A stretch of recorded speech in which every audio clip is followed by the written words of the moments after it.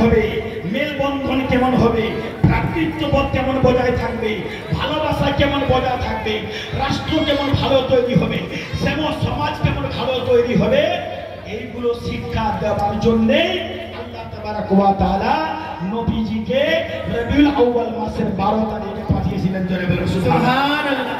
তাহলে আমরা যারা এখানে আছি এবং এই আওয়াজ বাইরে যারা শুনতে পাচ্ছে, শুধুমাত্র আজকে এশিয়া মহাদেশের এই অখণ্ড একটা ভারতবর্ষের একটা জায়গাতে, যে জায়গাটার নাম আদর্শ পল্লী, যে জায়গাটার নাম সবুজ পল্লী, যে জায়গাটার নাম আজাদ পল্লী, সুদাগঞ্জ রোড, নুরি জামে মসজিদ, খ্যাতনামা একটি মসজিদ রয়েছে।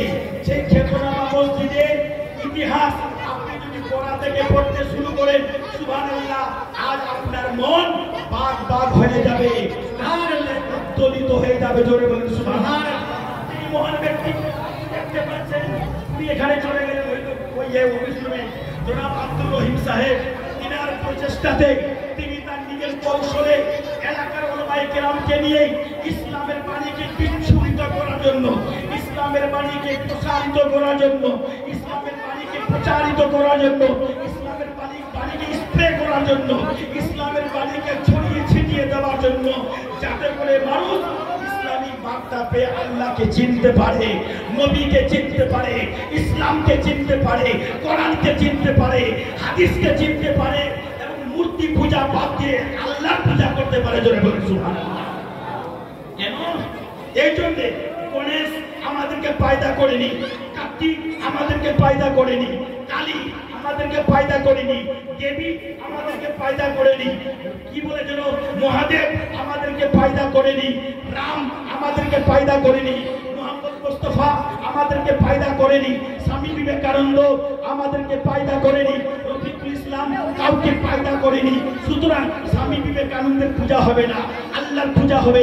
রফিকুলের পূজা হবে না, আল্লাহর পূজা হবে। দেবীর পূজা হবে না, আল্লাহর পূজা হবে। ঘরের পূজা হবে না, আল্লাহর পূজা হবে। মসজিদের পূজা হবে না, আল্লাহর পূজা হবে। রামের পূজা হবে না, আল্লাহর পূজা হবে। জোরে বলুন সুবহানাল্লাহ। এই বাণী কি আপনার? এটা আমার বাণী নয়। আল্লাহ বলেছেন, আল্লাহ said in the holy Quran, cool হুয়াল্লাহু Ahad, Allah is one, there is no equal to him. Allah एक है, Allah almighty है, इसकी कोई मिसाल नहीं है, उसका जैसा कोई नहीं है। जोरे बोलুন সুবহানাল্লাহ সুবহানাল্লাহ। তবে একটা কথা, আল্লাহকে আমরা মানব, আল্লাহকে আমরা মানি, আল্লাহকে স্বীকার করি, ঠিক কি না বলেন? কিন্তু এর মধ্যে কি হয়? মুহাব্বতের বাণী প্রচারিত হয়। জোরে বলেন সুবহানাল্লাহ। মুহাব্বতের বাণী প্রচারিত হয়।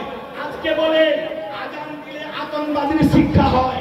আরে না, যদি আজানের মধ্যে আতঙ্কবাদীর শিক্ষা থাকতো, তাহলে ইউরোপের বা আমেরিকা কিংবা ইংল্যান্ডের জেনিফার নায়িকা মুসলমান হতো না। জোরে বলুন সুবহানাল্লাহ সুবহানাল্লাহ। একজন জেনিফার নায়িকা গান গাইতে পারতো, সে সিঙ্গার ছিল, অতি ভালো গান গাইতে পারতো, বেপরদায় চলতো, ড্যান্স দিত, নাচতো। কিন্তু খোদার কসম, নুরি মসজিদের মতো একটা মসজিদ থেকে যখন মুয়াজ্জিন আজান দিতে শুরু করেছিলেন না, তার আজানের আওয়াজ যখন কানে ভেসে আসে, জেনিফা স্থির থাকতে পারে না। জোরে বলেন সুবহানাল্লাহ। আজানের মধুর আওয়াজ শুনে তার মানে বুঝে নিজে নিজে কলমা পড়তে বাধ্য হলো আর বলতে বাউন হলো, আশহাদু আল্লা ইলাহা ইল্লাল্লাহ আশহাদু আন্না মুহাম্মাদান আবদুহু ওয়া রাসূলুহু। জোরে বলেন সুবহানাল্লাহ। আজ বলে মসজিদে আতঙ্কবাদীর শিক্ষা হয়। আরে না, মসজিদে মুহাব্বতের শিক্ষা হয়। জোরে বলেন একটা সুবহানাল্লাহ। আচ্ছা, আপনারা দেখেন কিনা, যখন নামাজিরা মসজিদে যায় মুসাফা করে কিনা? তাড়াতাড়ি বলেন, মুসাফা হয় কিনা? জি। আচ্ছা ভাই, মুসাফা করার পদ্ধতিটা কি? দুই হাতকে বাড়িয়ে দিন আর মৃদু ভাবে একটু ভালো করে দাবান, চাপ দিবেন। এমন ভাবে চাপবেন না হাড্ডি ভেঙে যায়। ইসলামের তরিকা বুঝুন, এমন ভাবে চাপবেন আপনার হাতে তার হাতে একটু গরম মাহসুস যেন হয়। জোরে বলেন। যখনই গরম হবে উভয়ের মধ্যে মুহাব্বত পয়দা হবে। জোরে বলেন। पता ये चला मुसाफा करना शांति का तरीका है। जोर से बोलिए, मुहब्बतेर तरीका। আর একটা কথা বলি, আমরা কি বলি? মসজিদে যখন নামাজিরা আসে, আসসালামু আলাইকুম বলা হয় নাকি ভাই? আমার অনেক অমুসলিম দাদা ভাইও এখানে থাকতে পারেন। আমার ভাইদের সঙ্গে আমি অনেক কথা বলি, ঠিক আছে? কারণ আমাকে এলাকার মানুষ চতুর্বেদী করে বলে, যার জন্য কখনো কখনো অমুসলিম ভাইদের সঙ্গে আমার একটু আলাপে আমি বসি এবং আলোচনাও করে থাকি। সুবহানাল্লাহ। ভাই আমাকে বলে আসসালামু আলাইকুম মানেটা কি? তো আমি বললাম দাদা, আসসালামু আলাইকুমের মানে হলো আপনার উপরে সৃষ্টিকর্তার আল্লাহর রহমত নাজিল হোক। জোরে বলেন সুবহানাল্লাহ। তাহলে এই সালামে বোঝা যাচ্ছে ইসলাম আতঙ্কবাদীকে পছন্দ করে না, ইসলাম মুহাব্বতকে পছন্দ করে। জোরে বলেন। ইসলাম আতঙ্কবাদীকে পছন্দ করে না, মুহাব্বতকে পছন্দ করে। উল্টাই বলবে লোকটা ওয়া আলাইকুমুস সালাম। ভাই তোমার উপরেও যেন আল্লাহর দয়া नाजिल है। जोरे बोलें सुभान अल्लाह।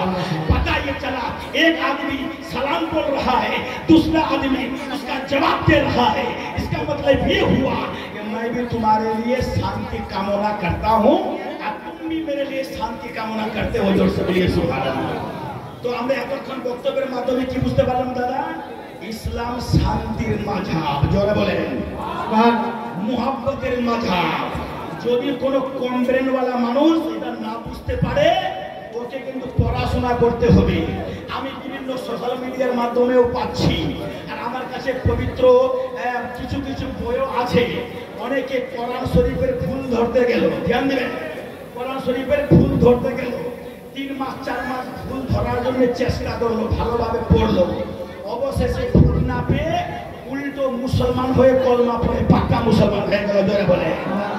কোন ইঞ্জিনিয়ার কোরআন শরীফের ভুল ধরতে গেল, প্রশ্ন জেগে গেল, মনে হয়েছে এটা আমার ঠিক লাগছে না, কিছুদিন পড়তে লাগলো, ভুল ধরতে পারলো না, শেষে মুসলমান হয়ে গেল। জোরে বলেন। বাতাইয়ে চালা পবিত্র কোরআন একটি এমন কিতাব গোটা বিশ্বকে চ্যালেঞ্জ করছে। খোদার কসম এই উক্তিটি রফিকুল ইসলামের না, স্বয়ং স্রষ্টা যিনি আল্লাহ, তিনি রহমান, তিনি খালিক, তিনি মালিক, তিনি কর্তা, তিনি ধর্তা, তিনি গোটা পৃথিবীর ক্রিয়েটর। জোরে বলেন সুবহানাল্লাহ।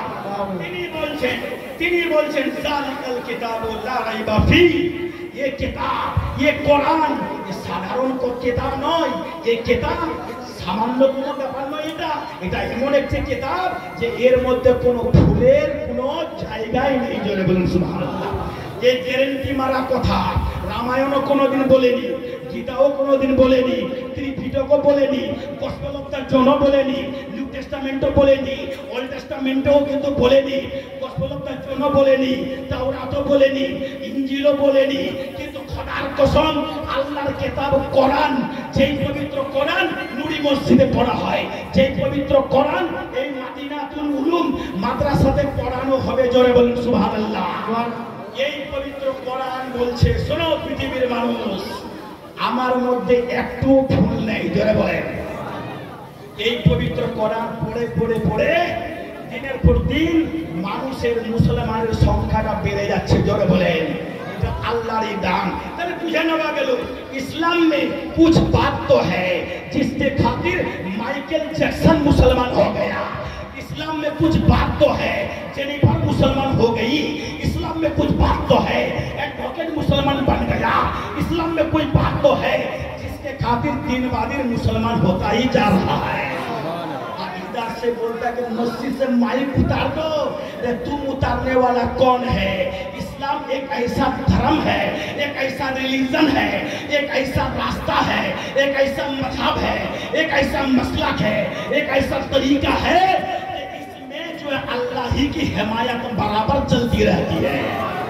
जितना ही तुम दबाने की कोशिश करोगे उतना ही ज्यादा उभरेगा। जोर से बोलिए सुभान अल्लाह। तो जा আর আমি ওইদিকে বলতে যাচ্ছি না। এবার শেষ কথাটা আপনার কাছে আসি